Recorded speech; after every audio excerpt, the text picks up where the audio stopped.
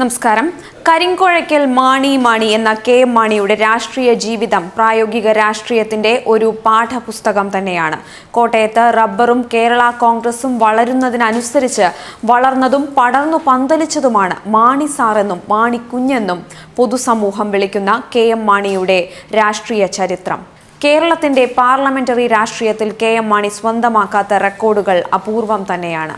കോട്ടയം ജില്ലയിൽ മീനച്ചിൽ താലൂക്കിലെ മരങ്ങാട്ടുപള്ളിയിൽ കർഷക ദമ്പതികളായിരുന്ന തൊമ്മൻ മാണിയുടെയും ഏലിയാമ്മയുടെയും മകനായി 1933 ജനുവരി 30 ജനിച്ച K M. Mani Tiruchirappalli saint ജോസഫിലെ college വിദ്യാഭ്യാസത്തിനു ശേഷം മദ്രാസ് ലോ കോളേജിൽ നിന്ന് നിയമബിരുദം കരസ്ഥമാക്കി.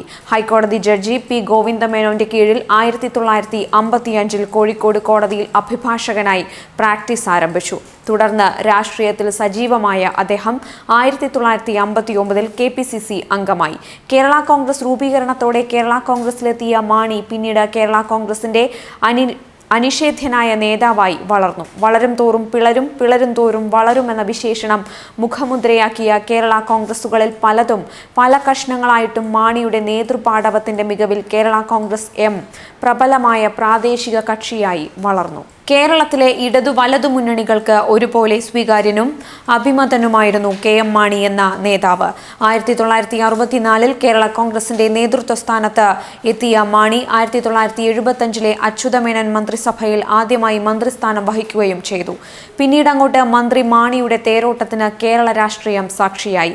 കേരളത്തിൽ ഏറ്റവും കൂടുതൽ കാലം മന്ത്രിയായിരുന്ന ബേബി ജോണിന്റെ റെക്കോർഡ് 7 മന്ത്രിസഭകളിലായി 6061 ദിവസം 17 വർഷം 7 മാസം അധികാരത്തിൽ തുടർന്ന് 2003 മറികടന്ന് മാണി പുതിയ ചരിത്രം സൃഷ്ടിച്ചു.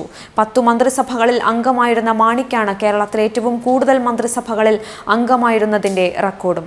അച്യുതമേനോന്റെ ഒരു മന്ത്രിസഭയിലും, അതായത് 455 ദിവസം, കരുണാകരന്റെ 4 മന്ത്രിസഭകൾ 3229 ദിവസം, ആന്റണിയുടെ 3 മന്ത്രിസഭകൾ 1472 ദിവസം, PKV മന്ത്രിസഭയിൽ 270 ദിവസം, നായനാരുടെ ഒരു മന്ത്രിസഭയിൽ 635 ദിവസം അദ്ദേഹം അംഗമായി. ഏറ്റവും കൂടുതൽ നിയമസഭകളിൽ മന്ത്രിയായതിന്റെ റെക്കോർഡും കെ.എം. മാണിക്ക് തന്നെ സ്വന്തം. തുടർച്ചയായി 9 നിയമസഭകളിൽ അംഗമായ അദ്ദേഹം 2004, 5, 6, 7, 9, 11 എന്നീ 6 നിയമസഭകളിൽ മന്ത്രിയാകാൻ അവസരം ലഭിച്ചു. സത്യപ്രതിജ്ഞയിലും മാണി 1-ാം സ്ഥാനത്തു തന്നെ. 11 തവണ അദ്ദേഹം മന്ത്രിയായി സത്യപ്രതിജ്ഞ ചെയ്തു. 1977, 78 മന്ത്രിയായിരിക്കെ രാജിവെക്കേണ്ടി വന്നതിനു ശേഷം അതേ മന്ത്രിസഭയിൽ തിരിച്ചു വന്നതിനാലാണ് ഒരു സത്യപ്രതിജ്ഞ കൂടുതലായി വന്നത്.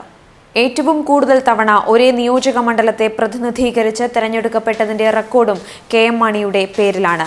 1964 രൂപീകൃതമായ പാലാ നിയമസഭാ മണ്ഡലത്തിൽ 1965 മുതൽ 12 തവണ അവിടെ ജയിച്ച മാണി ഒരിക്കലും പരാജയം അറിഞ്ഞിട്ടില്ല. ഏറ്റവും കൂടുതൽ കാലം നിയമവകുപ്പ്, അതായത് 16.5 വർഷം, ധനവകുപ്പ് 6.2 വർഷം കൈകാര്യം ചെയ്തതും മാണി തന്നെ. ഏറ്റവും കൂടുതൽ കാലം നിയമസഭാംഗം, ഏറ്റവും കൂടുതൽ തവണ, അതായത് 12 തവണ ബഡ്ജറ്റ് അവതരിപ്പിച്ച മന്ത്രി എന്നീ റെക്കോർഡുകളും മാണിയുടെ പേരിൽ തന്നെയാണ്. കേരള കോൺഗ്രസിന്റെ 50-ാം പിറന്നാളിൽ മുഖ്യമന്ത്രിയാകാൻ നടത്തിയ ചില രാഷ്ട്രീയ നീക്കങ്ങൾ മാത്രമാണ് ലക്ഷ്യം കാണാതെ പോയത്. ഒരു കോൺഗ്രസുകാരനായി രാഷ്ട്രീയ ജീവിതം തുടങ്ങി അധികാരത്തിന്റെ രാഷ്ട്രീയ കാലാവസ്ഥ നോക്കി കേരള കോൺഗ്രസിലേക്ക് ചേക്കേറി പിന്നീട് കേരള കോൺഗ്രസ് രൂപീകരിച്ച് അതിന്റെ തലച്ചോറും ഹൃദയവുമായിരുന്ന മാണിക്കു പക്ഷേ കേരള മുഖ്യമന്ത്രി എന്ന സ്വപ്ന പദവി എന്നും അപ്രാപ്യമായിരുന്നു. അരനൂറ്റാണ്ടിലേറെ പാരമ്പര്യമുള്ള തന്റെ രാഷ്ട്രീയ ജീവിതത്തിൽ ബാർക്കോഴ കേസ് മാത്രമാണ് മാണിക്കുമേൽ കരിനിഴൽ വീഴ്ത്തിയത്. കേരളത്തിൽ 2014 പൂട്ടിയ 418 ബാറുകൾ തുറക്കുന്നതിന് അന്നത്തെ ധനമന്ത്രി കെ.എം. മാണി ബാർ മുതലാളിമാരുടെ സംഘടനയിൽ നിന്ന് കോഴ വാങ്ങിയെന്ന കേസാണ് ബാർക്കോഴ കേസ്. പൂട്ടിയ ബാറുകൾ തുറക്കുന്നതിനായി മന്ത്രി കെ.എം. മാണി 1 കോടി രൂപ കോഴ വാങ്ങി എന്നായിരുന്നു ബിജു രമേശിന്റെ ആരോപണം. ഇതേ തുടർന്ന് 2014 ഡിസംബർ 10 മാണിയെ പ്രതിയാക്കി FIR രജിസ്റ്റർ ചെയ്ത കേസ് അന്വേഷണം ആരംഭിക്കുകയായിരുന്നു.